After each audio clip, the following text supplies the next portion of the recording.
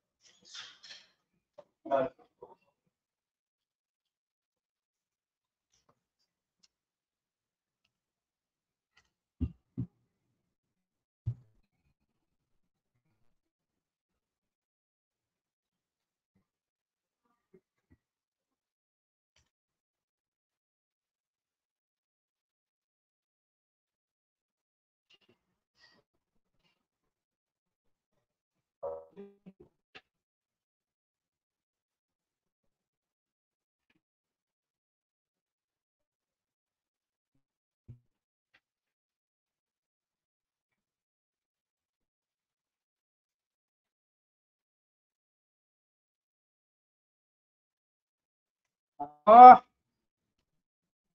Ça va pas long.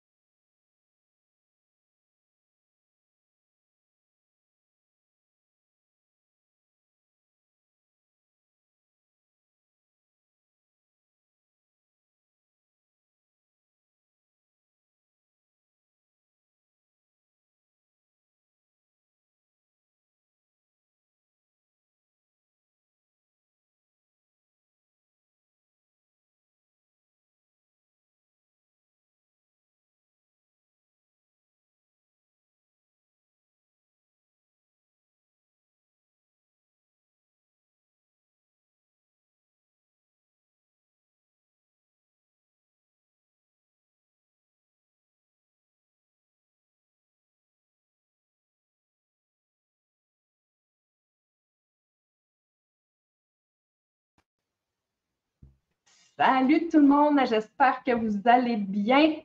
Salut Jean-Sam. Salut, comment tu vas? Tu m'entends? Mm-hmm. La première fois qu'on n'est pas... Un à côté de l'autre. Attends, je C'est drôle. m'entends en double. Mm-hmm.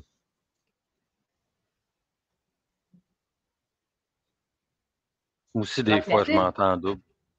Je vais te laisser présenter parce que j'ai un problème de son de mon côté. Ouais, t'as comme aussi un problème d'image. Ouais. Ouais, je te vois un petit peu flou, je te dirais. Ben, moi, je te vois flou. Tu vois, fait qu'on se voit chacun flou. Bon, mais ça va bien ce matin. Voir... Bon, petit...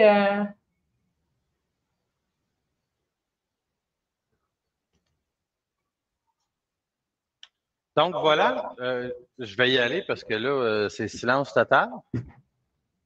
Hey, on est en train de vouloir diffuser partout en même temps, mais ça a créé des petits problèmes d'ajustement. C'est la première fois qu'on diffuse en même temps, finalement, sur un groupe Facebook, sur Instagram et sur notre page Facebook. Fait que là, c'était un peu de nouveauté. C'est pour ça que ça a été un petit peu plus long, mais là, on est là et on est prêt.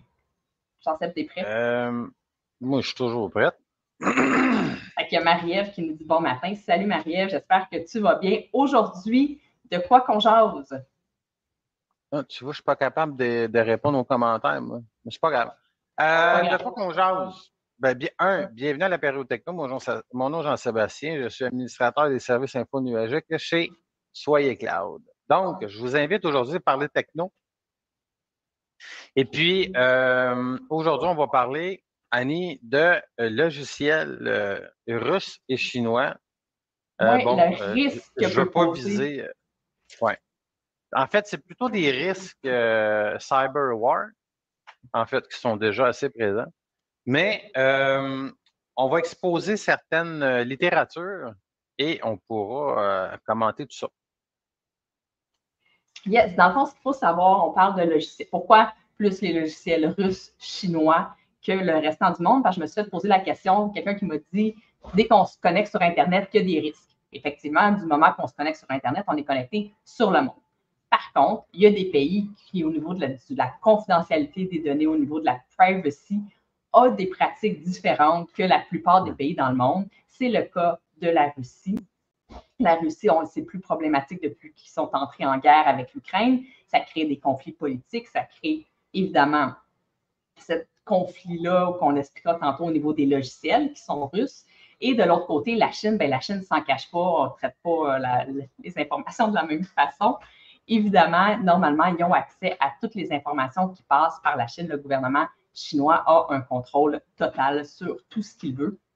Ce qui n'est pas le cas dans la plupart des autres pays. Si on parle des États-Unis, Canada, Europe, ces choses-là, les données ne sont pas traitées de la même façon. Pourquoi plus les logiciels russes et chinois? Bien, au niveau de ce traitement-là, au niveau des règles qui sont en vigueur dans ces pays-là. On m'a parlé beaucoup de Zoom.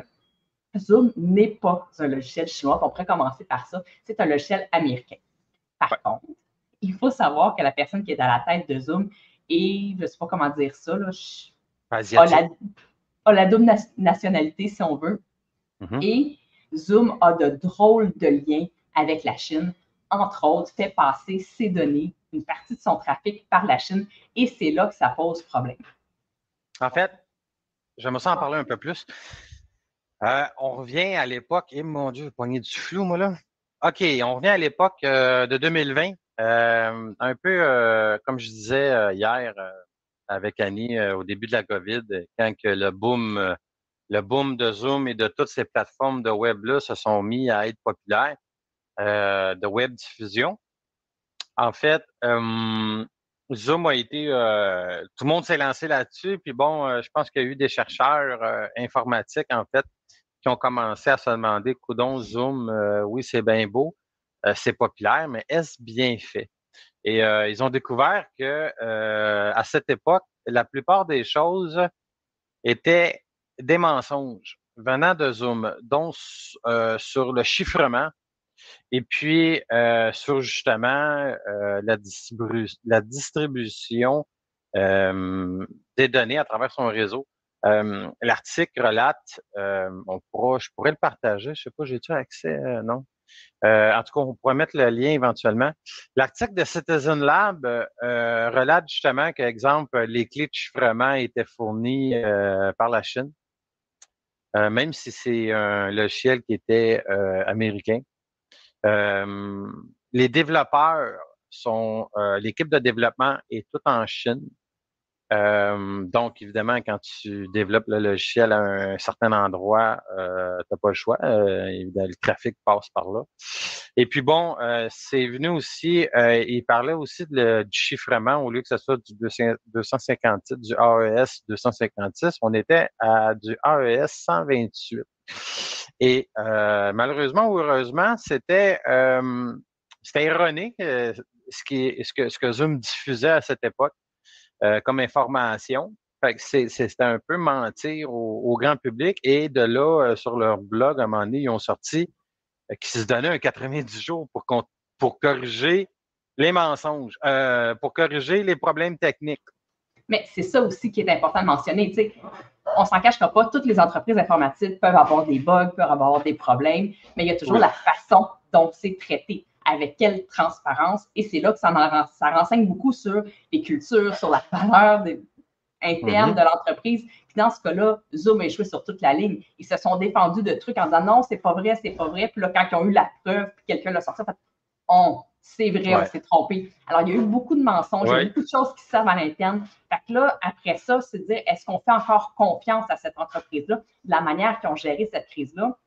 Il y a eu beaucoup de mensonges sur beaucoup de points. Puis à chaque fois qui corrigeait un mensonge, il continuait de dire des mensonges sur d'autres choses, jusqu'à quand quelqu'un dise, ben non, regarde, il y a telle chose, OK, là, on va corriger aussi. C'est la culture aussi de l'entreprise et les liens qui sont quand même assez particuliers. Ils ont dit que les trucs n'étaient pas passés par la Chine, pour exemple, pour les Américains, ce qui s'est révélé aussi faux. Il y a eu beaucoup, beaucoup de choses qu'ils ont dit et qu'ils n'ont pas fait et qu'ils ont entendu de se faire taper sur les doigts pour corriger le tir. Oui, justement, le directeur de Zoom a passé devant la commission aux États-Unis sur des déclarations. Il a fallu qu'il passe au tordeur vis-à-vis de tout ça. L'autre chose que je voulais dire, c'est ça, un peu imagé, c'est comme de dire que le chiffrement, oui, est rendu aujourd'hui à 256, mais dans le temps, peu importe le nombre, OK, que le chiffrement des canaux. Est-ce que le nom Chin Chin vient de la Chine? Non. non, ça vient d'un drink Chin Chin. Anyway, je vais laisser Annie expliquer ça. Mais non, c'est ça, c'est un peu comme tu as le chiffrement qui représente une porte d'entrée, puis c'est comme si tu laissais la clé de la porte en dessous du tapis devant la porte d'entrée. C'est un peu ridicule comment que la sécurité était montée. Fait en tout cas, tout ça a bien changé depuis le temps. Je ne sais pas comment c'est rendu aujourd'hui parce que, bon, évidemment, c'est pas parce que c'est populaire que c'est bon. Regarde Coca-Cola. Mais ça reste que, bon, c'est ça, oui, comme Annie dit, ça parle beaucoup de la culture d'entreprise et tout. Et malheureusement, c'est un logiciel qui est devenu tellement populaire qu'aujourd'hui, c'est implanté partout. J'invite les gens aussi, au lieu de s'éparpiller dans Zoom et tout, dans leurs solutions technologiques de tous les jours, si vous avez déjà Microsoft 365 ou Google Workspace, vous pouvez toujours utiliser Microsoft Teams, qui est le concurrent à Zoom, ou Google Meet, qui est concurrent à Zoom. Je le sais, c'est pas tout à fait pareil. Je le sais, ça répond peut-être pas à votre besoin, mais ça peut sauver des sous si vous payez pour Zoom pour une chose et tout.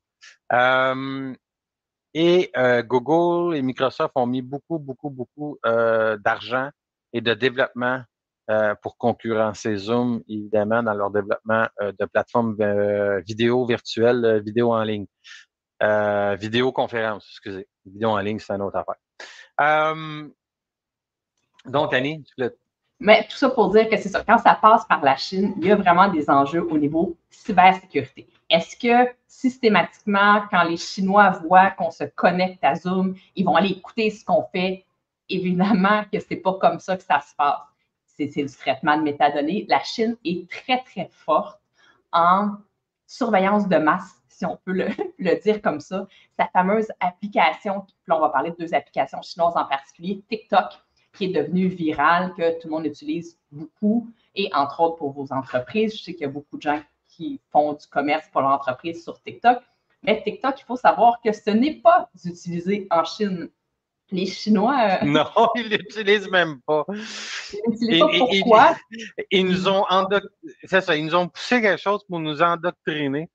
Et puis, eux autres sont morts de rire. Puis pendant ce temps-là, ils utilisent un logiciel qui s'appelle Douyin, si je ne me trompe pas. Je vais par cœur, je n'ai pas la documentation devant moi, mais...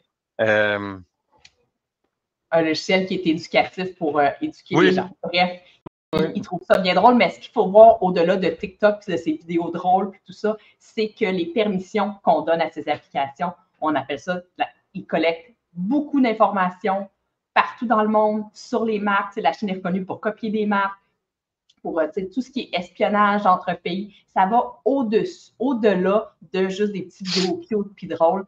On donne beaucoup de permissions. Les réseaux sociaux, on en donne toutes des permissions. TikTok va beaucoup plus loin, accès à nos réseaux, accès à des trucs.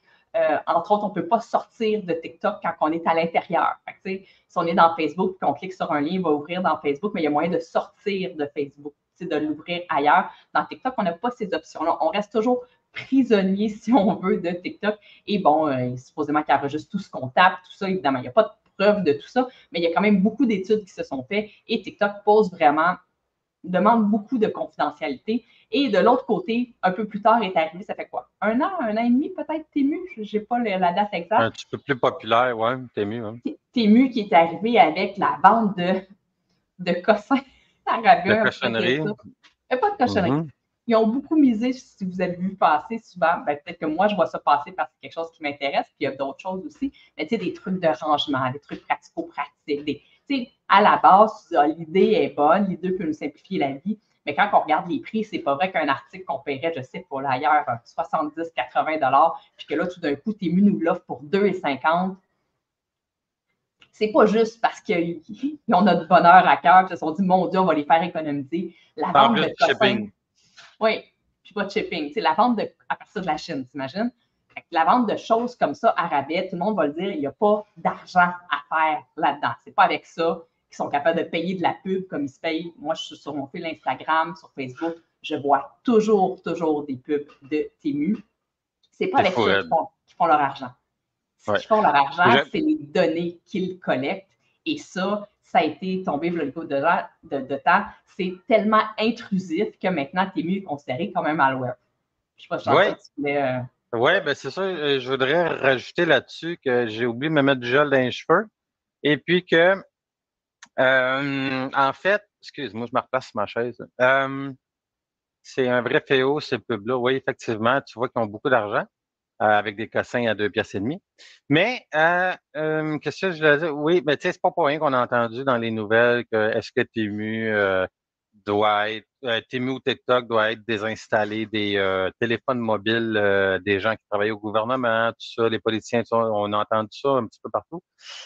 Sont ça un peu les nouvelles. Donc, c'est pas amené pour rien, ce genre de discussion-là. Et puis, voilà. Mais tu sais, c'est juste de prendre conscience de comment je donne accès à mes données à tous ces logiciels gratuits-là. Et bon, si on ne le sait pas encore, quand c'est gratuit, c'est parce que tu es le produit. OK? Regarde Facebook. Fait que, tu sais, c'est parce que c'est payant quelque part. Voilà. Non, c'est sûr, parce que oui, je suis là, c'est parce que j'essaie de l'autre côté de. Je pense que ça ne fonctionne pas sur Instagram, j'essaie de corriger de l'autre bord. Mais non, c'est ça. Puis, là, on parle de Temu, mais il y a des gens qui vont aussi loin. À un moment donné, il y avait une petite vidéo, là, je vous mettrai le lien, où est-ce qu'ils ont une ligne de code dans Temu qui est un cheval de Troie. Depuis, la ligne de code a disparu du code, évidemment. Mais il y aurait même des autorisations frauduleuses qu'on nous demanderait d'autoriser la caméra. Puis, on autorise la caméra, mais on autorise beaucoup plus. Et il y a une petite vidéo super le fun qui ont fait comme un kiosque genre Temu. C'est en France que ça a été fait.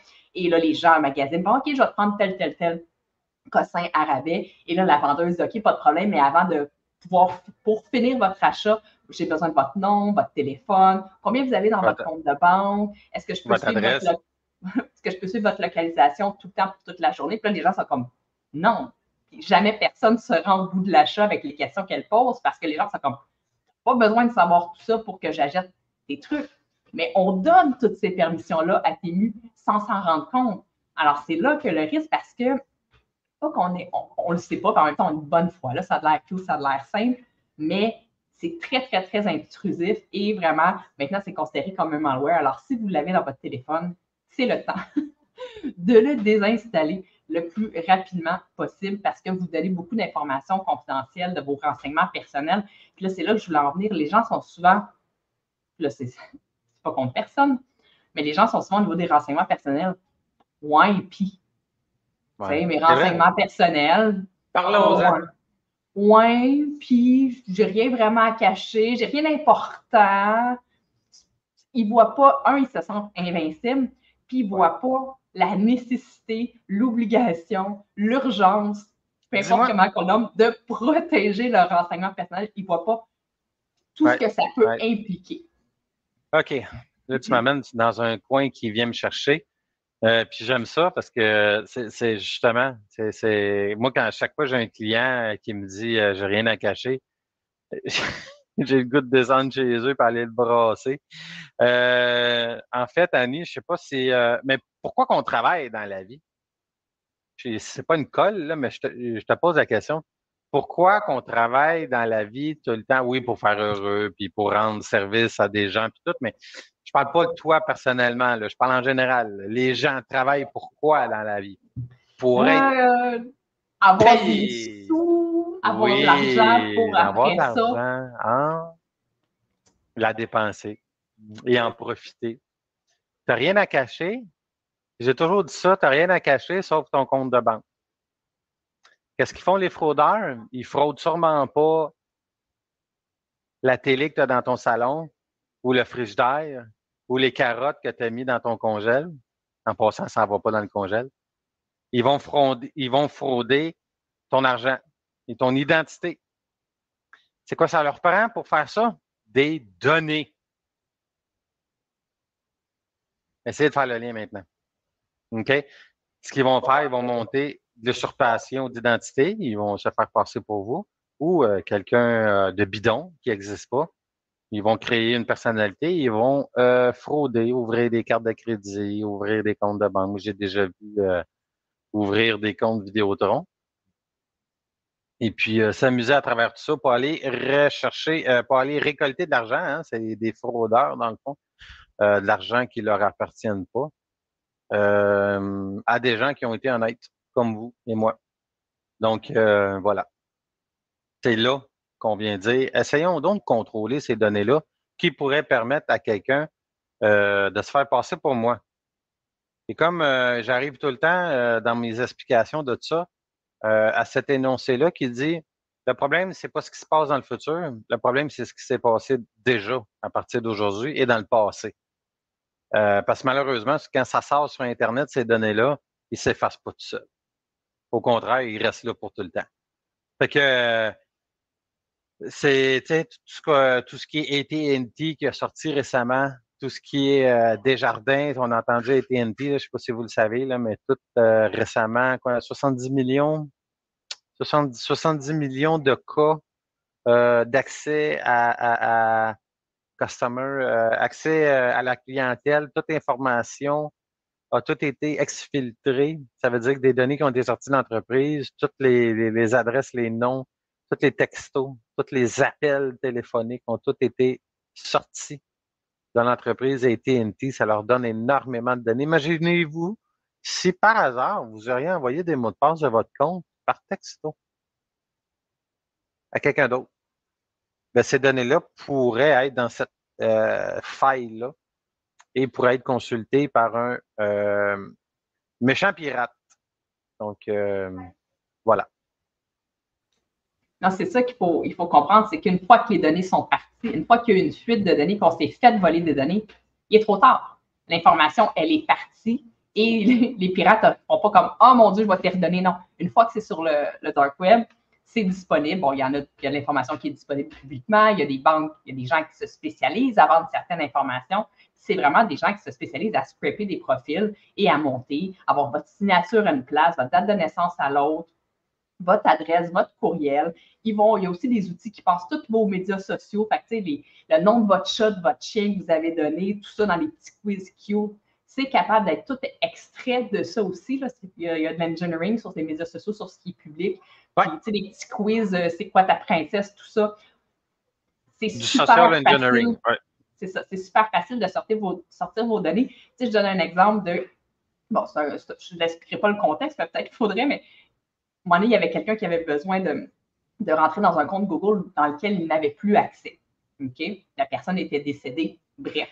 Okay? Ah. Et il y a des logiciels qui existent pour les pirates où ils ont rentré des informations de la personne, sa date de naissance, la date de naissance de sa conjointe, son adresse, le nom, tu sais, où est-ce qu'on a des champs à remplir. Et après ça, tu lances ça pour voir combien de temps ça prend à démarrer le compte. Et ça l'a pris quelque chose comme 5 minutes. Et c'était fait parce qu'on finit toujours par mettre dans nos mots de passe des trucs qui sont personnels à nous, la date de naissance de un, les 2 lettres du chat, là, peu importe. Fait que c'est hyper facile de rentrer dans nos choses. Puis une fois que c'est divulgué, vous demanderez aux gens qui ont eu du vol d'identité, circulera en arrière. C'est un bordel complet. entre autres, ça sera un autre débat une autre fois, parce que Equifax et TransUnion, les compagnies qui gèrent le crédit, ne sont pas des entreprises super faciles et ouvertes de changer. Tu sais, quand tu t'es fait un vol d'identité, de refaire ton dossier de crédit, je lis des fois des histoires sur Internet, ça fait 100 fois que je les appelle puis qu'il y a toujours des erreurs. Ça tombe dans la complexité.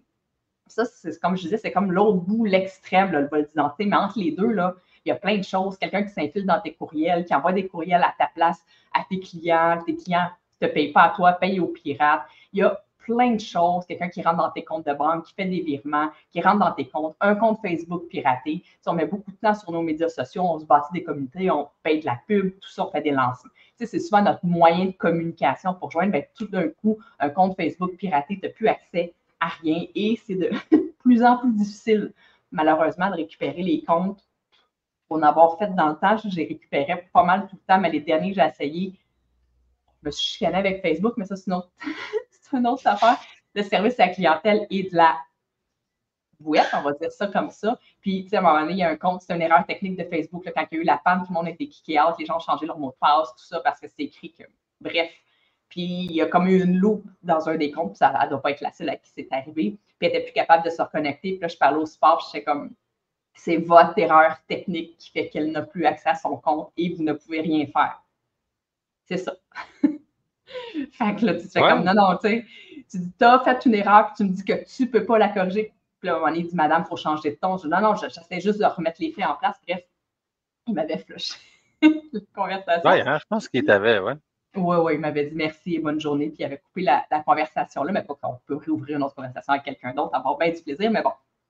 Tout ça pour dire que oui, il y a le vol d'identité qui est comme peut-être le summum, mais il y a tout un range in between, d'avoir des faux comptes. Des fois, il y a ça a été dans il y a eu des accès, il y a des accounts de Netflix, Spotify. Fait que, est-ce que vous êtes les seuls à utiliser vos comptes?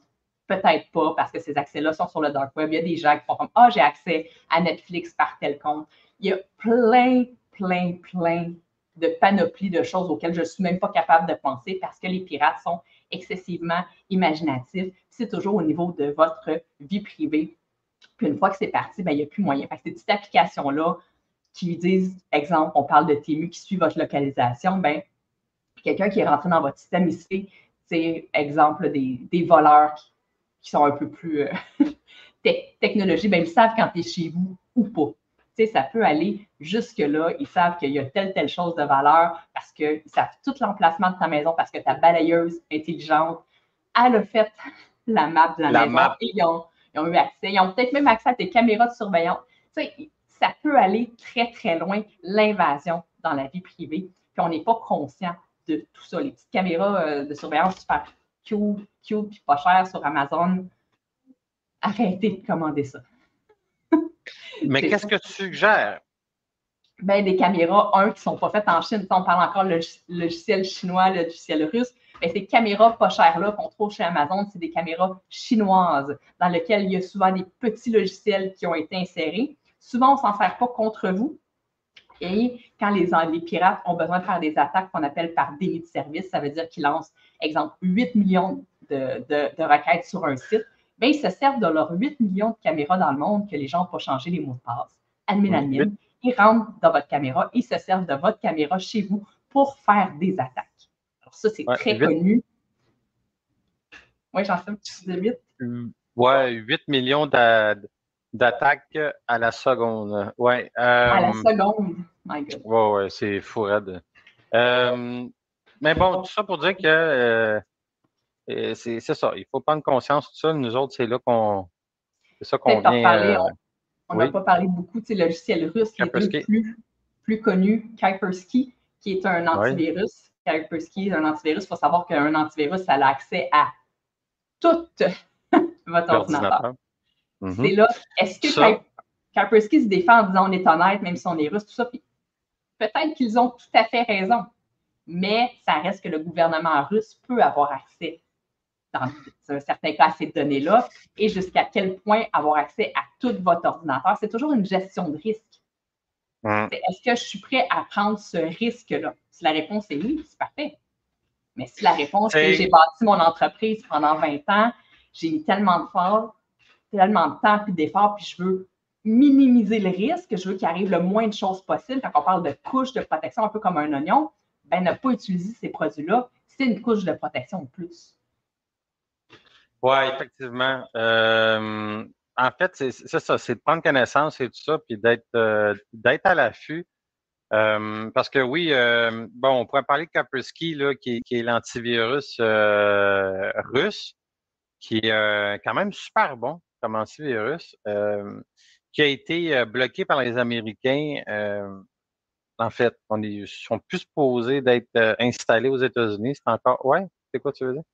Le 20 juin que ça l'a. Ben, dans le fond, le 20 juin, Kaspersky a annoncé qu'il se retirait du marché américain parce qu'ils n'ont pas le choix, parce que les États-Unis ont voté pour bannir Kaspersky des États-Unis et de tous ses ressortissants américains dans le monde. Alors, si tu es américain, Kaspersky ne doit plus installer de logiciels chez même les ressortissants américains. Je ne sais pas comment tu organises ça. Les États-Unis leur laissent jusqu'au mois de septembre pour faire cette transition-là. OK. Puis, tu avais déjà été annoncé une couple de temps, le gouvernement américain ne pouvait plus utiliser ce logiciel-là depuis, je pense, 2020. Ça fait longtemps, ça. Le gouvernement, dans tout ce qui est administratif au gouvernement, ça avait été barré, là, tout ce qui était, je pense même au Canada. Canada, je ne suis pas sûre. Au Canada, on avait, TikTok a été banni de tout ce qui est chambre des communes, tout ça, de tout ce qui est appareil cellulaire gouvernemental. Ça a été fait aussi. Mais là, c'est plus juste les gouvernements qui ne l'utilisent plus, c'est à la grandeur des États-Unis. Oui. Je ne veux pas m'écarter, là, mais oui, Kaspersky a évidemment des racines russes. Sauf que, tu sais, il faut pas mettre en doute non plus les Américains. Hein? Eux autres aussi font certaines attaques, et tout ça est au niveau politique et contrôle de l'information. Ça revient toujours à ça. Justement, Kaspersky avait découvert sur les mobiles des employés un malware avec comment qu'il avait annoncé ça? Avec une technologie d'attaque très avancée. Donc, tu sais, ça met en doute aussi tout ce monde-là qu'on sait et qu'on ne sait pas. Hein? Petite, pour répondre à Marie-Ève, dans le fond, au niveau des antivirus, je vais faire un topo rapide, puis on reviendra avec un live aussi là-dessus. Il faut savoir qu'il y a deux grandes catégories d'antivirus présentement dans le monde. Il y a ce qu'on appelle les antivirus classiques. C'est ce qu'on a classiquement dans nos ordinateurs. Ils vont fonctionner à signature. Ça veut dire que quand quelque chose s'installe dans votre ordinateur, laisse une certaine signature. C'est ça qui va être détecté par les antivirus. Ce qu'il faut savoir, c'est que l'attaque doit avoir été détectée quelque part dans le monde, qu'on ait identifié sa signature et qu'on ait mis à jour les antivirus. Il y a toujours un peu un pas de retard. Maintenant, en entreprise, ce qu'on recommande, c'est ce qu'on appelle des antivirus avec un module avec l'intelligence artificielle, avec module EDR, qui est vraiment comportemental, qui va être sur qu'est-ce que vous faites d'habitude dans votre ordinateur. Et c'est beaucoup plus performant. Personne ne va se mettre à encrypter ces données tout d'un coup. Alors, ce genre d'antivirus-là, qu'on dit de nouvelle génération, est capable à une certaine mesure d'arrêter les rançongiciels, ce que les antivirus classiques sont capables d'en arrêter certains, mais très, très peu. C'est vraiment ce qui est recommandé, c'est d'avoir un antivirus avec ce module-là comportemental, plus que maintenant les antivirus classiques. Là, ceux qu'on peut recommander de nom, celui qu'on recommande de base là, sans gérance et tout, c'est Bitdefender. Je pourrais dire, un bon antivirus de famille de base. Ça se peut que la version famille, elle n'aille pas le module EDR, quoique c'est un bon début. Non, elle n'a pas le module EDR. Non, ça prend de la gestion, puis il y a des compétences et des gestions de panneaux de gestion qui vient avec ça, qui n'est pas accessible à nous, ce qu'on utilise et ce qu'on suggère, puis ce qu'on offre à nos clients, évidemment, c'est SentinelOne, qui nous donne plein d'avantages, dont l'accès à l'équipe SentinelOne qui a bâti l'antivirus. Ils vont intervenir en cas d'attaque. Donc, c'est quand même assez impressionnant d'avoir ça comme backup, en plus de moi qui peut venir intervenir. Sentinel-One n'est pas offert au grand public, justement parce que c'est un antivirus avancé. Quoique Bitdefender est offert au grand public. Ce que je voulais dire aussi, ceux à éviter, tout ce qui est Avast, AVG, Norton. des affaires bizarres, là. Norton, antivirus, super anti-spyware, tu sais, des noms que vous n'avez jamais entendus, là, puis qui s'identifient comme gratuits, là. On va essayer d'éviter ça. Première base d'un antivirus, payez-le. Ouais. La première chose, c'est payer-le. Ouais. À part peut-être celui qui vient dans Microsoft, qui s'appelle Microsoft Defender quand vous achetez un ordinateur au magasin. Ça peut être tolérable, là, mais c'est vraiment la base. La version basic, là, je parle parce qu'il y a une version entreprise à ça, qui est payante.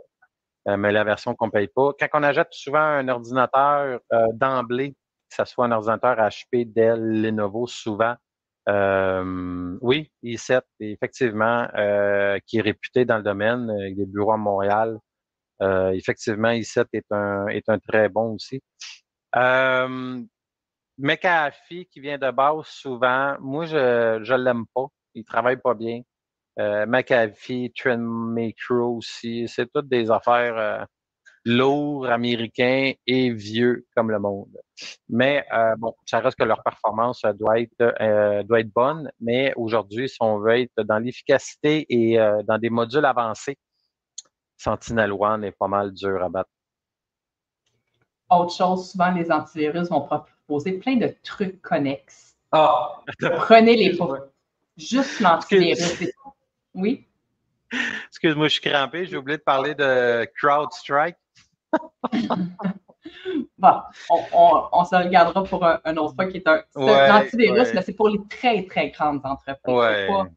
C'est pas ce qu'on va voir chez les solopreneurs ou dans la petite entreprise. C'est fait pour des méchantes organisations. Puis c'est justement ce qui a planté des aéroports, des compagnies aériennes. C'est des grosses structures que ces choses-là sont faites. Mais votre antivirus, s'il veut gérer vos mots de passe, faire un VPN, sa job, c'est d'être un antivirus et c'est suffisant. Prenez pas toutes les autres fonctions qui sont plus c'est inutile. Moins adaptées et inutiles. Ouais, tu sais, là, quand on a eu une cliente, justement, ben, j'ai-tu besoin de ça? J'ai-tu besoin? Non. Fais juste acheter l'antivirus, là, tu vas en avoir assez. VPN, password. Ça, c'était sur le site de Bitdefender. La cliente a été acheter un antivirus pour ses ordinateurs là, de base. Et par défaut, tu coches une petite case, Bitdefender ajoutait un VPN service pack. Là, elle me dit, j'ai-tu besoin de ça? Puis, le VPN était plus cher que l'antivirus lui-même. Tu dis, ben non, je dis, à moins que tu veuilles vraiment un VPN, pourquoi, comment? Ben, elle dit, non, je ne sais même pas c'est quoi. Par défaut, c'est coché que tu m'achètes un VPN que tu n'as même pas de besoin. Fait que faire attention aussi. Oui, c'est ça. Il faut comprendre la technologie, éviter d'acheter des choses que vous ne savez pas c'est quoi ou parce que c'est un beau mot. Oui, exactement. Fait que pour faire un wrap-up du sujet du jour, entre logiciels qui ont des racines que le trafic passe en Chine ou en Russie, les logiciels qui sont connus, Kaspersky, Temu, TikTok, Telegram et Shane aussi, Shane, compagnie à rabais de vêtements, qui est peut-être l'ancêtre de Temu, mais pour le linge. Et je ne sais pas comment dire non plus, mais ça, ça pose aussi des risques de santé parce que des tissus, on ne parlera pas des conditions dans lesquelles ils sont faits, mais il y a beaucoup de métaux lourds dans ces tissus-là. Au niveau de la santé, on n'achète pas notre linge. Oui, c'est pas vérifié. Ça vaut pas cher. Puis sûrement que cette application-là aussi doit aller chercher des belles autorisations. Fait que tout ce qui est logiciel, application chinoise, russe, ou que le trafic passe par la Chine, comme c'est le cas de Zoom. Et il y a aussi, tout après ça, la culture d'entreprise. On peut avoir des entreprises américaines. Quand il arrive quelque chose, comment les entreprises réagissent avec intégrité, vérité, ou avec je mange jusqu'à temps que je me fasse prendre et que je me fasse une petite tape sur les doigts et que je redis des mensonges jusqu'à temps que quelqu'un me redise que c'est pas vrai. Comme Zoom, c'est arrivé en 2020, la immense faille de données. Alors, au niveau de l'intégrité, de l'honnêteté et de l'authenticité de l'entreprise, on repasse là. Alors, on regarde, évidemment, quand on donne des autorisations, toujours faire attention. Quand c'est des trucs qui sont trop beaux pour être vrai, ben, il y a souvent d'autres choses que vous donnez sans vous en rendre compte qui font que ces entreprises-là sont capables de faire beaucoup d'argent sur votre dos sans le savoir. Ouais. Excusez, là, on a 2 enfants qui jasent. Je ne sais pas si vous entendez, mais voilà. Donc, je voulais vous souhaiter une bonne semaine, une belle journée à tous, et puis on se revoit, reparle, La semaine rejase. prochaine. As-tu une idée de sujet pour la semaine prochaine, Janssen? Moi, j'en ai une. C'est pas grave, je pensais que tu me disais, ah oui, je veux parler de ça. Mais non. OK. On va jaser sûrement de mots de passe la semaine prochaine. Comment on gère les mots de passe? Comment on gère nos mots de passe?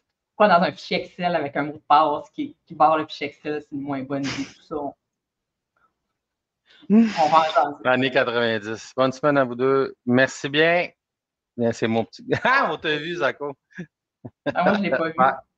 Ouais, viens-t'en, Pompon. Zach qui vient faire un coucou. Fait que là-dessus, bonne semaine. Merci d'avoir été là. Et si vous avez des questions, écrivez-les en dessous des vidéos et j'irai vous répondre avec plaisir. Mais ça reste que tous ces logiciels-là représentent un certain risque plus particulier, comme je l'expliquais au début. C'est bon. Parfait. Attention à vous autres. Bye.